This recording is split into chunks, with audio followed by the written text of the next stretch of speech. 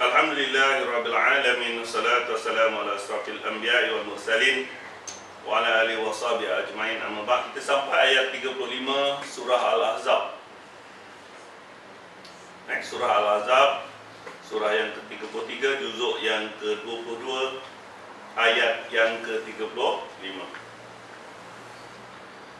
Innal muslimina wal muslimat wal mu'minina wal mu'minat wal qanitina wal qanitat wasadiqina wasadiqat wasabirina wasabirat wal khasiina wal khasitat. Tengok Sesungguhnya laki-laki dan perempuan yang muslim dan lelaki dan perempuan yang mukmin, lelaki perempuan yang tetap dengan ketaatan, laki perempuan yang benar, laki perempuan yang sabar, laki-laki dan perempuan yang khusyuk, laki perempuan yang bersedekah, laki perempuan yang berpuasa, laki perempuan yang memelihara kehormatannya, laki perempuan yang banyak menyebut nama Allah. Allah telah menyediakan untuk mereka ampunan dan ganjaran yang besar. Tengok, sesungguhnya lelaki dan perempuan yang muslim. Apa dia muslim? Berserah. Muslim tu berserah diri, tawakal pada Allah. Kalau haram, haram. Nah, jadi apa? Jadilah. Okey, kalau dia kata riba haram, haram. Aku tak nak terlibat. Dia berserah. Dia serah pada urusan Tuhan. Kalau aku buat macam ni, aku balikkan urusan kepada Allah. Wa qalu inna lillahi wa inna ilaihi raji'un. Itu laki perempuan yang muslim. Laki perempuan yang mukmin. Apa dia mukmin? Iman. Perempuan beriman. Okey, beriman iaitu yakin. Rukun iman ada berapa? Ada 6. Okey, rukun iman ada 6. Percaya pada Allah, percaya pada hari akhirat dan malaikat, rasul, kitab-kitab, qada dan qadarnya. Okey, alright. Ada 6. Alright. Ke-6 itu, semua rukun iman itu semuanya ada di dalam Al-Quran. Kalau kamu tidak membaca terjemahan Al-Quran, kamu tidak akan faham. Kalau kamu tidak faham, kamu tidak akan percaya ke 6 rukun iman itu. Itu sebabnya, kalau awak nak jadi orang yang beriman, awak kena baca terjemahan Al-Quran. Kalau tidak, anggap aja kamu tak beriman. Sebab di dalam Al-Quran lah dijelaskan tentang adanya Allah yang mencipta langit dan bumi, wasi'a kursiyyus samawati wal ardh, menguasai langit dan bumi, segala jajahan bertakluk, segala kepercayaan kepada Allah ada di dalam Al-Quran. Semua percaya kepada malaikat-malaikat ada di dalam Al-Quran. Siapa nak beritahu kamu? Nabi pun dah wafat. Semua kitab-kitab dahulu, kitab Taurat, kitab Injil, semua disebut di dalam Al-Quran. Nabi-Nabi yang dahulu juga ada terdapat di dalam Al-Quran. Berita kiamat juga Al-Quran. Qada dan qadar semua terserah pada Allah. Itu juga dari Al-Quran. Apabila zalikal kitabul la raiba fi hudal lil muttaqin, hudal muttaqin, panduan kepada orang yang takwa adalah Al-Quran. Babi ai hadisin ba'dahu yu'minun. Kalau tak dengan Al-Quran, dengan kitab mana lagi kamu nak beriman? Berarti tak ada. Tidak ada kitab lain, tidak ada cara lain yang kamu boleh jadikan beriman melainkan dengan Al-Quran. Kamu kena baca terjemahan, baru kamu boleh faham, baru kamu boleh percaya. Percaya itulah iman. Jadi senang cerita, kalau kamu tak percaya, tak membaca terjemahan Al-Quran, anggap aja kamu tak beriman. Awak ikut-ikut orang. Okay? Faham? Right. Lelaki perempuan yang tetap dengan ketaatan, taat kepada orang itu. Okay? Orang yang taat. Taat kepada perintah Allah. Haram, haram. Halal, halal. Ada cerita. Right? Mesti laki perempuan yang benar, yang membenarkan. Apa dia benar? Asyhadu an la ilaha illallah wa asyhadu anna Muhammadar Rasulullah. Aku naik saksi tidak ada Tuhan yang berhak disembah melainkan Allah, dan Muhammad adalah Rasul Allah. Benar, membenarkan bahawa tidak ada Tuhan lain selain daripada Allah. Tidak ada tangkal, jampi, kubu, keramat, bulan, keramat, nothing. Tak ada apa. Semuanya tertakluk kepada Allah. Itu namanya saksi benar. Aku naik saksi tidak ada Tuhan. Tidak ada keramat. Nisfu Sa'ban, rezeki murah, tak ada. Serah pada Tuhan. Doa multazam, doa mustajab, tak ada. Serah pada Allah nak bagi ke multazam ke kat sini ke orang kafir ke orang Cina ke. So, laki perempuan yang benar, faham? Membenarkan, naik saksi tidak ada Tuhan yang berhak disembah melainkan Allah, Muhammad adalah Rasul. Tidak ada air keramat, air asma, tak ada. Semuanya serah pada Allah. Faham kan? Laki dan perempuan yang sabar, semuanya akan diuji. Suami ke, anak ke, bos ke, kurang duit, pekerjaan ke, tempat kerja ke, rumah ke, jiran ke, semuanya pasti akan diuji. Dan kamu kenalah sabar. Hanya sabar yang dapat menyelesaikan apa juga masalah. Ingat, hanya sabar yang dapat menyelesaikan apa juga masalah. Tunggu je, kalau tak sebulan, setahun, kalau tak setahun, 10 tahun. Yang kamu sedihkan hari ini akan perlahan-lahan hilang. Laki dan perempuan yang khusyuk dalam solat, khusyuk dalam agama. Okey, dalam Al-Quran, allazina hum an salatihim khashi'un wallazina hum 'anil lagwi mu'ridun. Kalau awak nak khusyuk dalam solat, nak khusyuk dalam agama, awak benci yang larang. Benda tak faedah, kurangkan. Jangan nak tengok bola pukul 3 pagi, 4 pagi. Macam mana awak nak sembahyang khusyuk? Separuh jalan, Brazil lawan Meksiko, tengah main, Allahu Akbar, jangan-jangan gol aku tengah sembahyang. Bukannya tak boleh tengok bola, tapi kekhususan kamu fokus, benda yang tak ada faedah, keluarkan, buang. Masing-masing setakat mana kamu. Kadang-kadang tengok tudung je, sampai daripada satu komplek ke komplek tudung je. Cantik tak juga macam gitu juga. Ya pilih makanan sana sini, lepas sejengkal tekak, sama je awak makan kat Starbucks dengan awak makan kat roti canai. Lepas tekak sama. Dah. So, benda yang laga hendaklah kamu jauhkan. Itu ciri orang beriman. Walazillahu 'anil lagwi mu'ridun. Benci pada yang. Laki yang perempuan yang bersedekah. Kalau awak larang, awak suka benda membazir, awak takkan sedekah. Tak cukup. Jangankan nak zakat, nak sedekah. Benda yang bukan-bukan. Exhaust kereta elok-elok ditukar macam tempayan. Prek-prek. Kereta yang elok-elok didengar macam satu kampung nak dengar. Dan apa juga benda-benda yang lara daripada semua aspek. Langsir ke, bangku ke, rumah, benda, makanan. Takkan mana kamu kurangkan.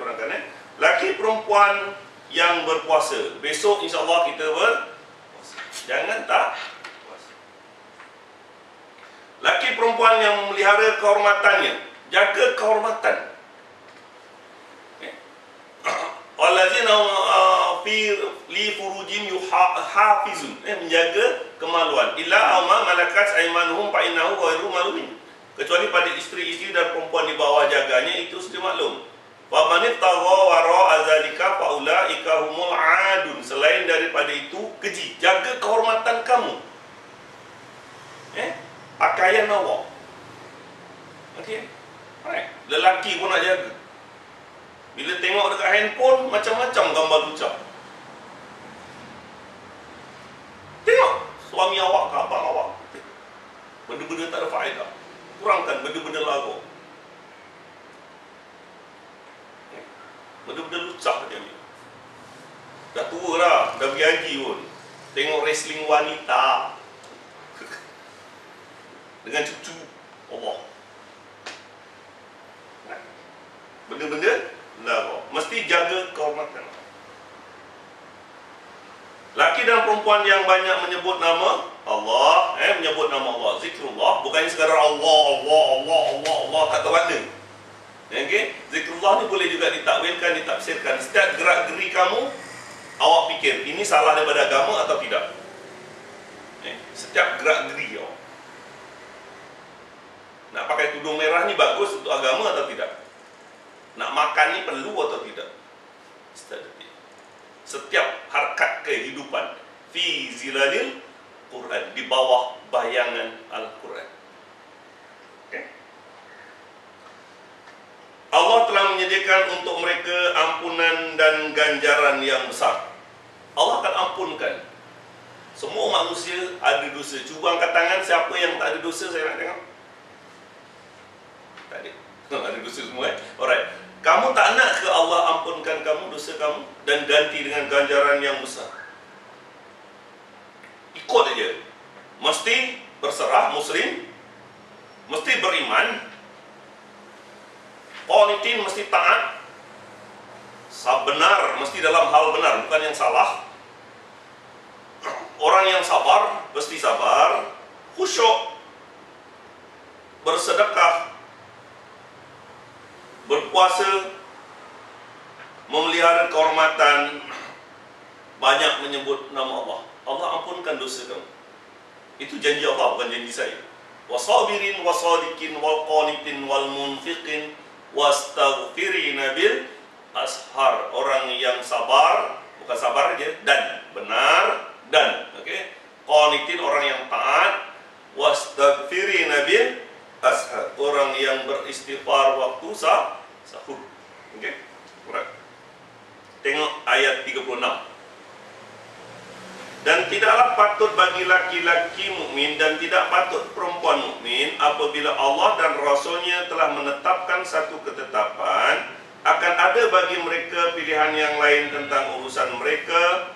Barang siapa derhaka Allah dan Rasul, maka sesungguhnya dia telah sesat yang nyata. Awak nak kena tahu sejarah Rasul, baru senang awak faham Al-Quran. Saya ulang balik. Awak nak tahu sejarah Rasul, baru awak faham Al-Quran. Tidak patut bagi laki-laki mukmin dan tidak patut pula perempuan mukmin apabila Allah dan Rasul-Nya menetapkan satu ketetapan, akan ada bagi mereka pilihan yang lain tentang urusan mereka. Ayat 59 surah An-Nisa. Ya ayyuhallazina amanu atiullaha wa atiur rasul wa ulul amri minkum fa in tanaza'tum faradduhu indallah. Rasul.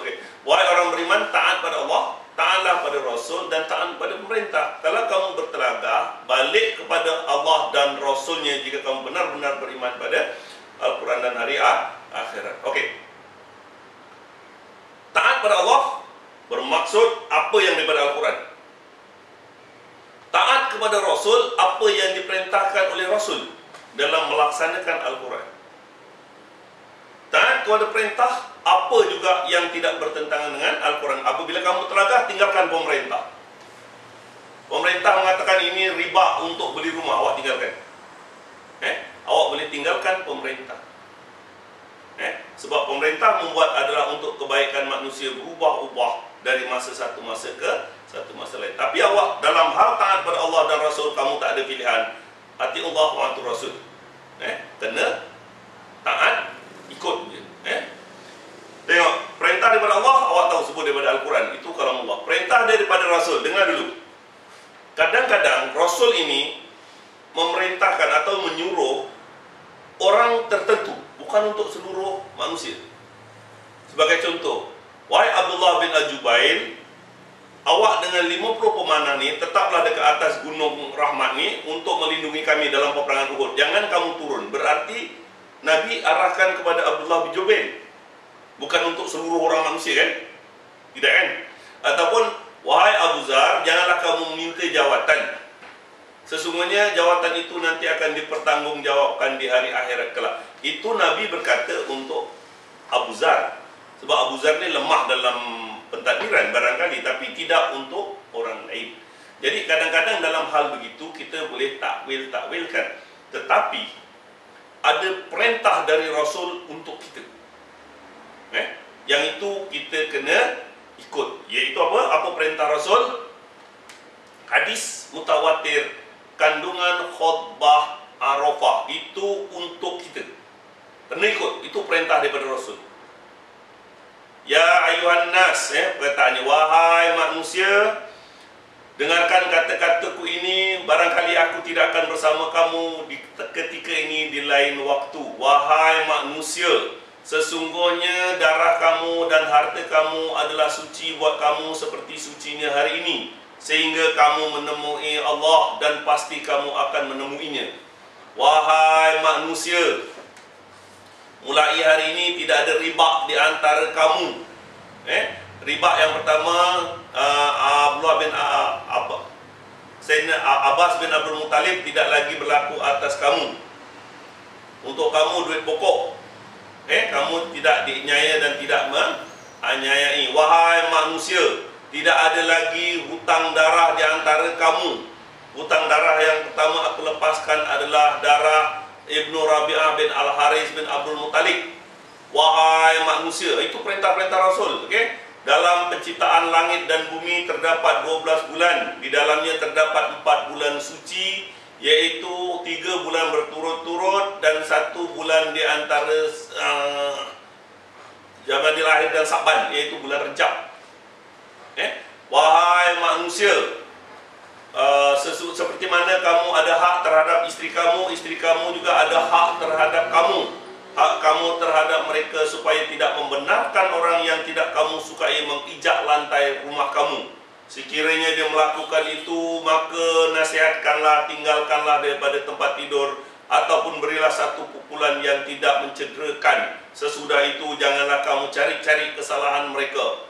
Wahai manusia, aku tinggalkan kamu 2 perkara yang kamu tidak akan sesat selagi lama-lamanya, selagi kamu berpegang dengan keduanya, Al-Quran dan Sunnah.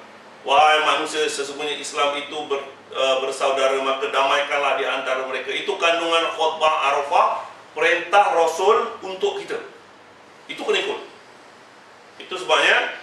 Dan tidaklah patut laki-laki mukmin dan tidak patut pula bagi perempuan mukmin apabila Allah dan Rasulnya menetapkan suatu ketetapan, maka akan ada bagi mereka pula tentang urusan mereka. Barang siapa derhaka Allah dan Rasul, maka sesungguhnya dia telah sesat selama-lamanya. Okey, alright. Awak kena faham, ayat ini turun adalah kisah Zaid dan juga Zainab. Dengar dulu cerita ni. Ini semua cerita daripada sejarah Rasul. Allah lebih mengetahui. Ulama begitu berhati-hati apabila menyentuh keluarga Rasul begini. Tetapi kena cerita supaya kita faham Al-Quran. Mudah-mudahan saya memberitahu kepada kamu cerita yang benar. Zaid adalah anak angkat. Asalnya adalah budak terbiar. Di tepi jalan diambil oleh seseorang, yang orang itu ambil, dan Zaid ini tak tahu siapa bapanya. Kata yang menjaga, demi Allah, kalau saya nasabkan binkan dini dengan keldai, nescaya dia pun percaya. Kemudian dipeliharalah Zaid ini menjadi hamba, dibeli oleh Khadijah. Menjadi hamba. Zaid adalah hamba pertama yang masuk Islam. Kemudian selepas Rasulullah jadi Rasul, Zaid dimerdekakan, menjadi anak angkat kepada Rasul. Rasul binkan dia Zaid bin Muhammad, sebab belum turun ayat Al-Quran yang mesti dibinkan bapanya. Jadi Zaid itu sendiri dipanggil Zaid bin Muhammad sebelum turun ayat Al-Quran. Dia menjadi merdeka, menjadi anak angkat Rasul. Zaid ini Rasulullah kahwinkan dengan sepupu Rasul yang bernama Zainab Al-Jahsi Al-Jauziyah. Zainab adalah sepupu Rasul daripada pihak ibu, perempuan bangsawan. Faham? Pada awalnya Zaid tak mau berkahwin dengan Zainab. Wahai Rasulullah, saya adalah bekas hamba, saya tak layak untuk berkahwin dengan Zainab. Zainab pun berkata, wahai Rasulullah, saya adalah perempuan merdeka, sedangkan Zaid adalah bekas hamba. Saya juga tidak layak untuk berkahwin dengannya. Kedua-duanya tidak mahu berkahwin. Tetapi apabila turun ayat Al-Quran, tidak patut bagi laki-laki mukmin dan tidak patut pula perempuan mukmin apabila Allah Rasulnya menetapkan satu ketetapan akan ada bagi mereka pilihan yang lain dalam urusan mereka, maka keduanya menerima ayat Al-Quran dengan hati terbuka maka berkahwinlah Zaid dengan Zainab Al-Jahsi Al-Jauziyah, sepupu Rasul. Faham? Itu sebabnya turun ayat Al-Quran. Faham? Baik. Ini adalah sejarah Rasul. Allah lebih mengetahui. Tujuan dia Rasul kawinkan antara keduanya. Tengok, tidak ada dalam Islam melainkan takwa je yang bezakan, sama ada awak merdeka ke, awak hamba, awak raja ke, awak rakyat ke. Pada pandangan Allah sama saja. Jadi dikawinkanlah anak angkatnya dengan sepupunya sendiri supaya tidak ada perbezaan itu. Tapi itu istiadat Rasul, turun ayat Al-Quran, maka keduanya berkahwin. Tak boleh elak, sebab tidak patut laki-laki mukmin, tidak patut perempuan mukmin apabila Allah dan Rasul menetapkan satu ketetapan, ada pilihan lain, tak mungkin. Jadi keduanya berkahwin. Dalam setahun atau setahun lebih perkahwinan, dengar dulu, keluarga ini kurang bahagia. Zaid tidak dapat mengawal istrinya Zainab. Lalu Zaid mengadu kepada Rasulullah, sebab dia sebagai bapa angkatnya, dia sebagai Rasul Allah, dia yang mengkahwinkan Rasul yang suruh dikahwin dengan Zainab. Maka Zaid mengadu kepada Rasulullah, wahai Rasulullah, istriku susah nak dikawal. Barangkali begitu. Tengok, Rasulullah dalam hatinya, lebih baik kau ceraikan isteri kau Zaid.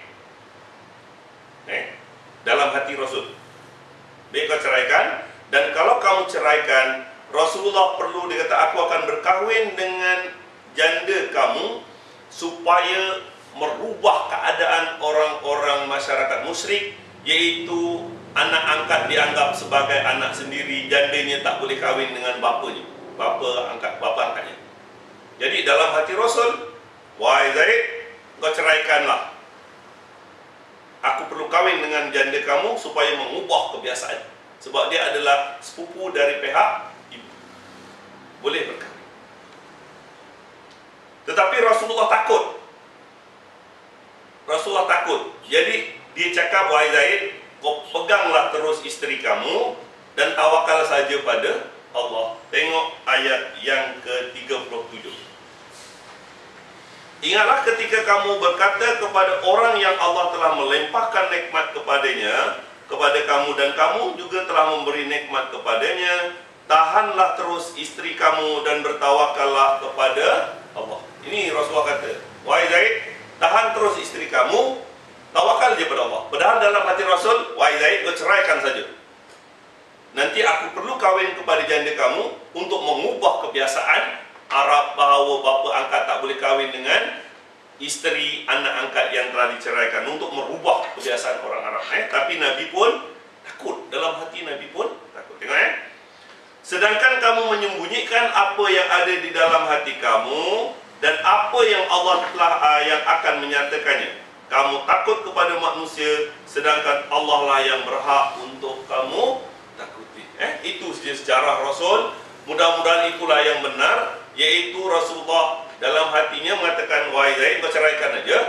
Dan kalau dah ceraikan, aku akan kahwin kepada janda kamu supaya merubah kebiasaan orang Arab. Tetapi kerana takut, Nabi katakan, wahai Zaid, pegang terus isteri kamu, tawakallah kepada Allah. Allah nyatakan bahawa Nabi takut kepada manusia, tapi sepatutnya takut kepada Allah. Tengok,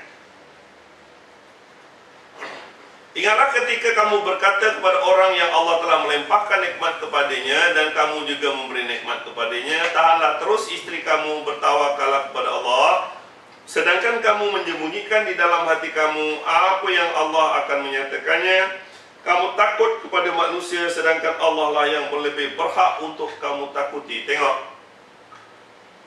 maka tatkala Zaid telah mengakhiri keperluan terhadap istrinya, ceraikannya, kami kahwinkan kamu dengan dia supaya tidak ada keberatan bagi orang mukmin untuk mengawini istri-istri anak-anak angkat mereka apabila anak-anak angkat itu telah menyelesaikan keperluan daripada istrinya, dan itu adalah ketetapan daripada Allah. Pasti berlaku. Maka tatkala Zaid telah mengakhiri keperluannya, somehow Zaid ceraikan isterinya. Right? Tengok. Maka kami terhadap istrinya, maka kami kahwinkan kamu dengan dia. Maka Allah yang kahwinkan Rasulullah dengan Zainab Al-Jahsi untuk merubah kebiasaan orang Arab. Kalau isteri anak angkat macam anak menantu sendiri tak boleh. Ini merubah kebiasaan angkat. Cuma 2-3 perkara awak nak kena tahu. Awak tengok Arabnya. Falamma qada Zaidum minha. Falamma qada Zaidum minha. Perkataan Zaidum. Zaid. Saya nak beritahu kamu, tengok. Zaid adalah satu-satunya nama sahabat Nabi yang ada di dalam Al-Quran.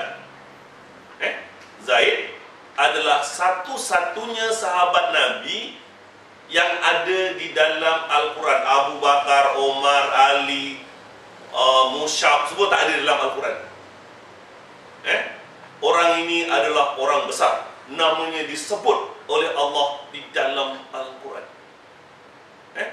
Zaid adalah satu-satunya sahabat Nabi yang namanya tercatat di dalam Al-Quran. Kisah Sayyidina Abu Bakar dalam gua, dan ingat, kalau wahai orang beriman, sekiranya kamu tidak mau menolong Nabi, ketahuilah bahawa Allah telah menolongnya ketika dia antara 2 orang yang berada di dalam gua. Allah sebut Abu Bakar 2 orang saja yang dalam gua. Nama dia tidak ada dalam Al-Quran. Tetapi falamma qada Zaidu minha, Zaid adalah namanya tercatat di dalam Al-Quran. Satu-satunya sahabat Nabi yang namanya ada di dalam Al-Quran. Ketahuilah kamu, Zaid adalah hamba yang pertama masuk Islam. Zaidlah sebabnya turun ayat Al-Quran ini. Dan ketahuilah kamu, pada tahun ke-7 Hijrah, Zaid gugur syahid dalam peperangan Mu'tah. Dia memimpin 3.000 angkatan tentera berdepan dengan 100.000 tentera Kristian Rom.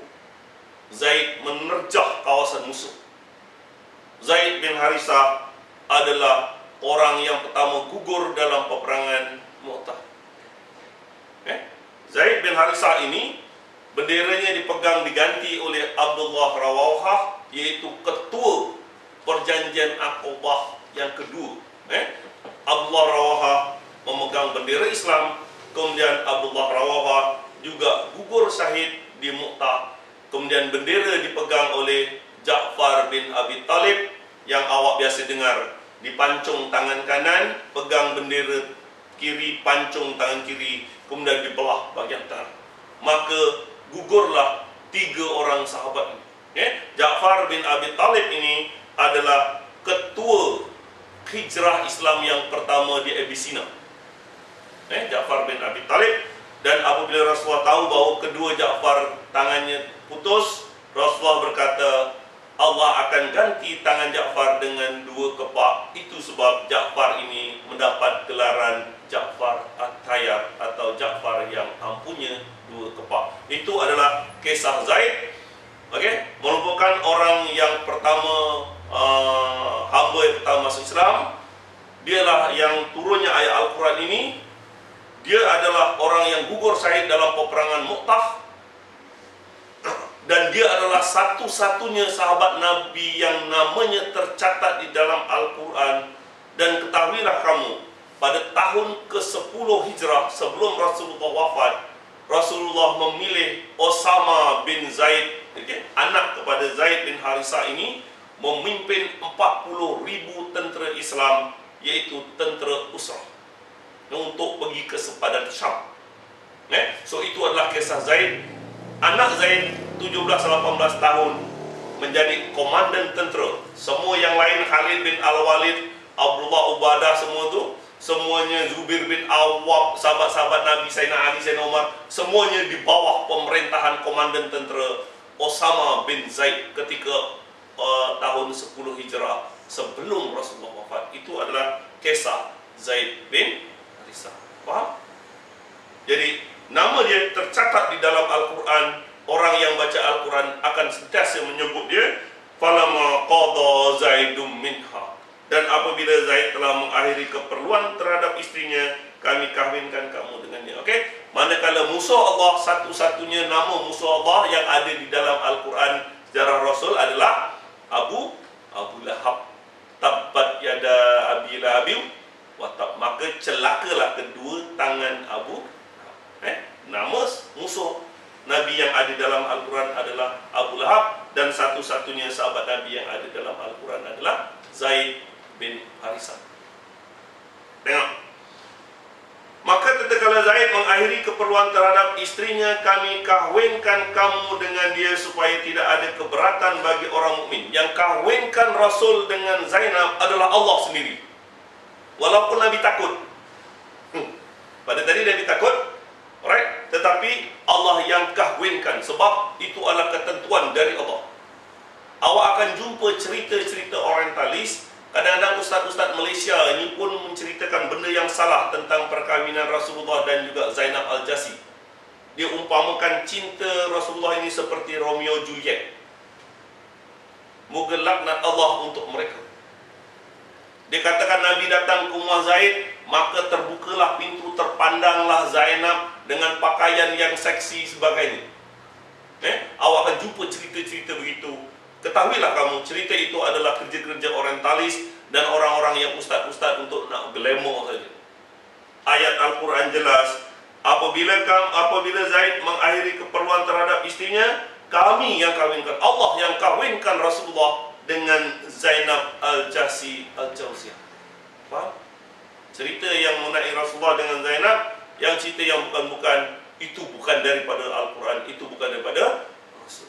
Ingat, Rasulullah berpesan, barang siapa yang mengatakan itu daripadaku padahal dia bukan, maka dia sudah menempah salah satu tempat dalam neraka jahanam.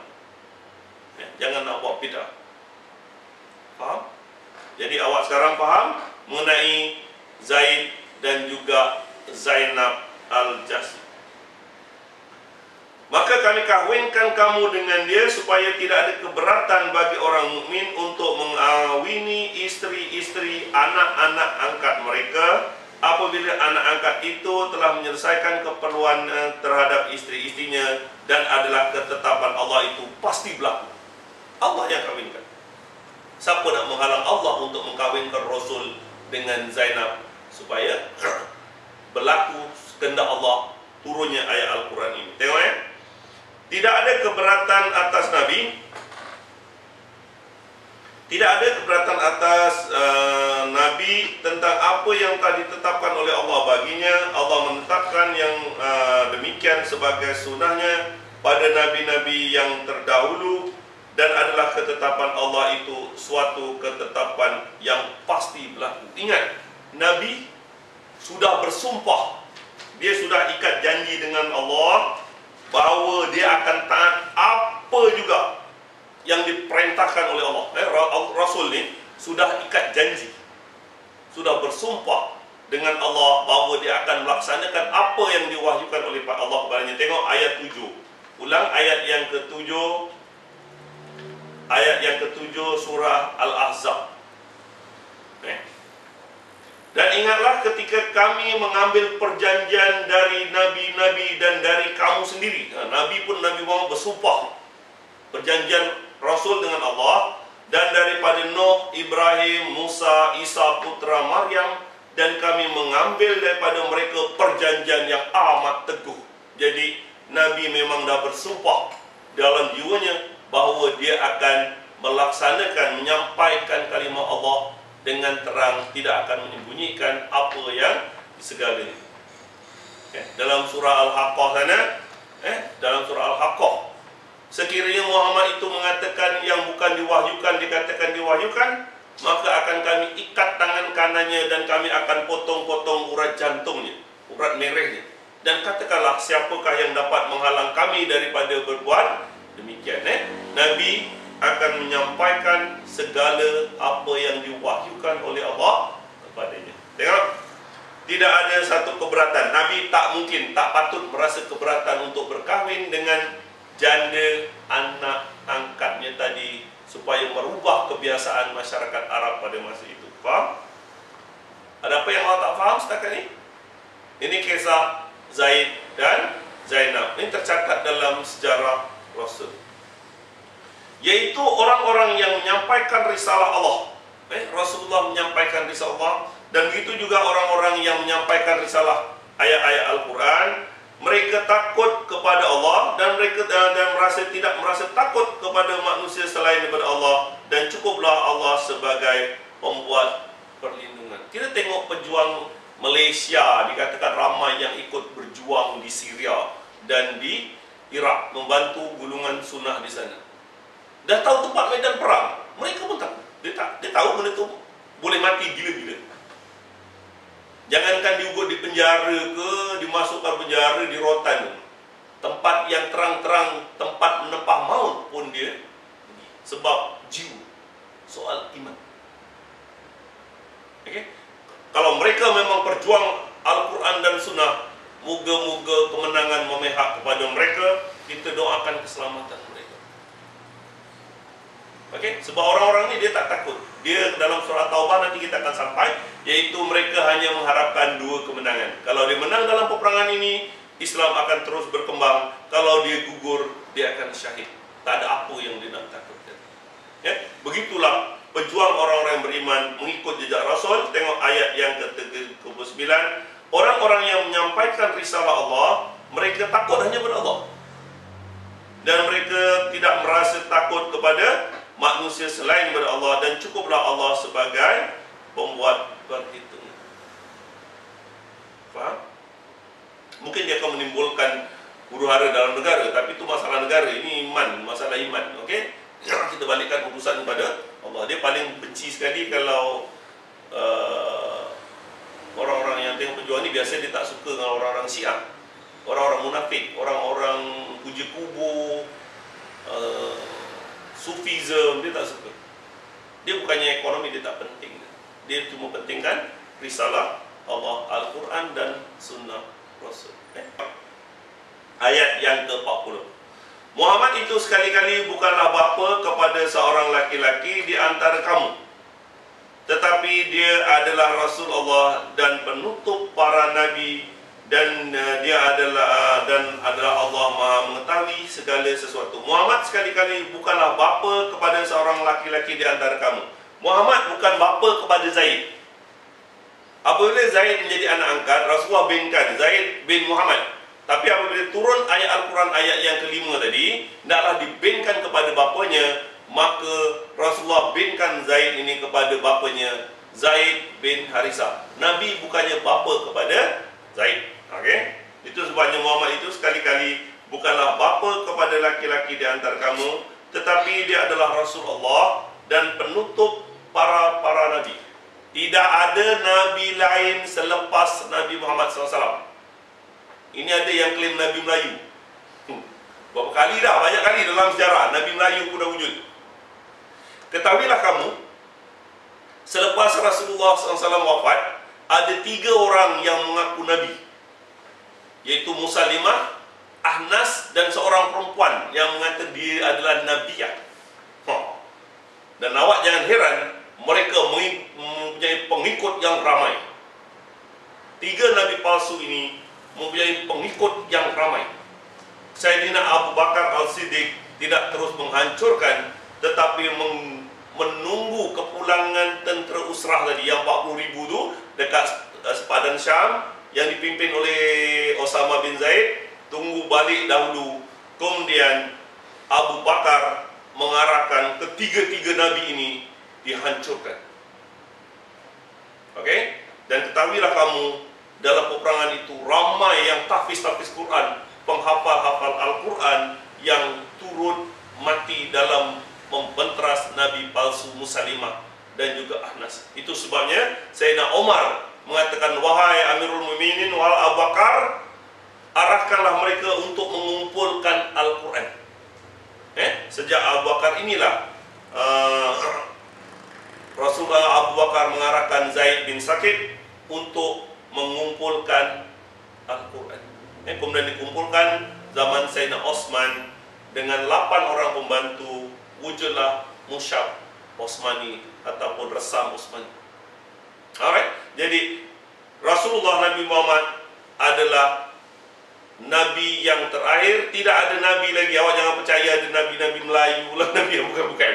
Okey? Cuma kena mengulas balik. Yang pertama, ada kisah awak kena tahu sejarah Rasul supaya kamu faham tentang Al-Quran. Kisah Zaid dan Zainab ini. Yang keduanya, kita ulama begitu berhati-hati sebab ini menyentuh Ahlul Bait, keluarga Rasul, takut-takut tersalah cerita.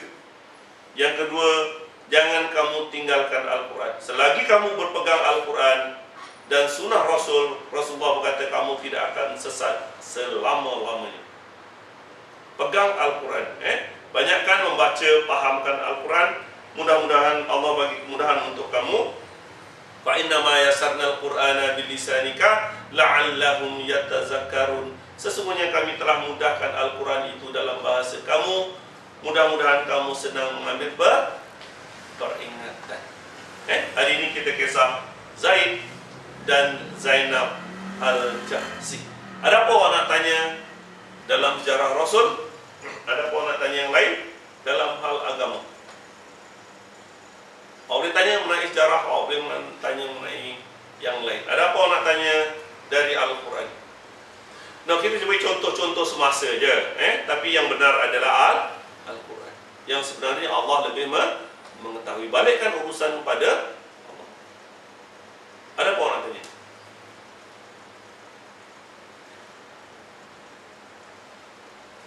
Ada apa yang tak faham? Kita masih dalam surah Al-Ahzab. Sekarang kita dah masuk kuliah yang ketiga, keempat saja mengenai surah Al-Ahzab. Tak ada apa? InsyaAllah kita akan sambung kuliah pada bulan Ramadan, minggu hadapan. Wabillahi taufiq wal hidayah. Wassalamualaikum warahmatullahi wabarakatuh.